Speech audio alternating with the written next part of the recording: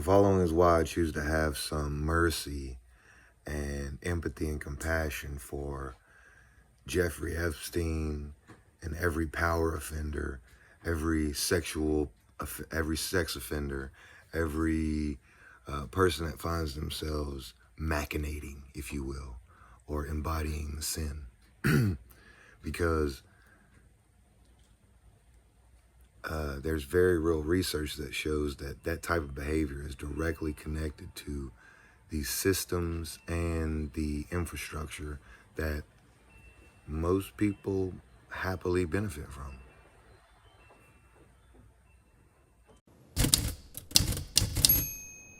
So there are regions of the frontal lobes that are now being called the empathy network. And those regions of the brain do a lot of things. But one of the things that they do is they kind of help us detect other people's pain. When you damage the empathy networks of your brain, which some people do, they become really impulsive. And you can have people who are really good citizens of the world, right? And if they have this head trauma, and little chunks of the frontal lobes are gone, they'll start swearing suddenly, they start yelling at their kids, they feel disconnected. In the neuroscience literature, they call this acquired sociopathy. Through brain trauma, you become a sociopath. And our lab studies find if you give people a little bit of power, they kind of look like those brain trauma patients, right?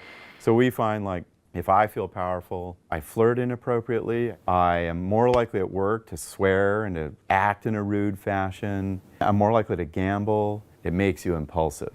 When you feel powerful, you kind of lose touch with other people. You stop attending carefully to what other people think. In our lab, it's come to be known as the Cookie Monster study.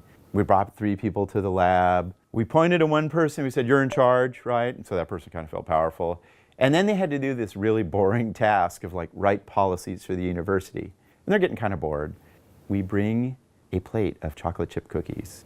Everybody takes one cookie. All groups always leave one cookie on the plate because you don't want to be that person that takes the last cookie.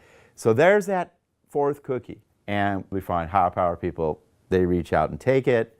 And then my grad student, Dan Ward at the time, he came to me and he's like, "I think people are eating differently when they have power." And lo and behold, our high power person was more likely to eat with their mouth open, lips smacking, crumbs literally like falling onto their sweaters, you know. It's ridiculous.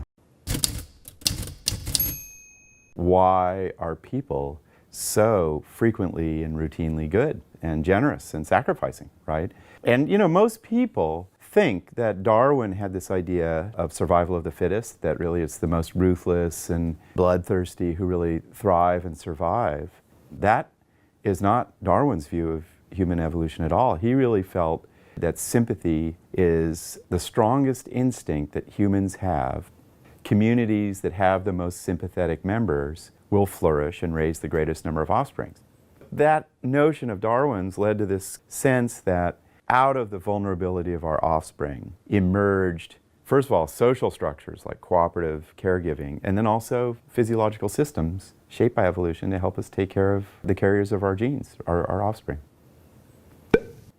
We have learned from neuroscience down at UCLA that if you feel physical pain, a part of your brain lights up, and if I see you have that physical pain, the same part of my brain lights up. It's as if we're wired to have the same experience of other people. Empathy is this really complicated task. It really engages the frontal lobes, these newer regions of the cortex that are involved in more complex symbolic processes like language and imagining the future. Because empathy requires that you think there's someone else out there who has feelings and thoughts that may be different from mine. That's a really complicated cognitive achievement. In my lab, the Berkeley Social Interaction Lab, we showed images of prototypical suffering to our participants. They trigger massively powerful reactions of compassion, and what we found in the brain is that a very old part of the brain, called the periaqueductal gray, which is common to mammals when they take care of things, lights up when you feel compassion. So that tells us compassion is really old in the nervous system, as Darwin speculated. My students and I got really interested in social class. What does it do to the human mind? Our lab and other labs are interested in something called the vagus nerve. It's the longest bundle of nerves in the human nervous system. In our research, compassion, the feeling of caring for someone in need, activates the vagus nerve. Lower class individuals, if we show them images of suffering, they have a vagus nerve response. You don't see that in upper class individuals. It literally is a compassion deficit that's produced by lots of wealth. Next set of studies on charity. Who gives? Economic analyses would say, if I have a lot of money, it should be easy to give. If I have $900 in my bank account, giving away money it really matters. You know, it matters what you put in your fridge. And in spite of that, what we find is lower class individuals give more, and this is replicated in studies of philanthropy. You know, one of the things that this science tells us is there is enormous strength in these poorer communities of generosity and empathy that, you know, many people in more privileged circumstances miss. It's strong community.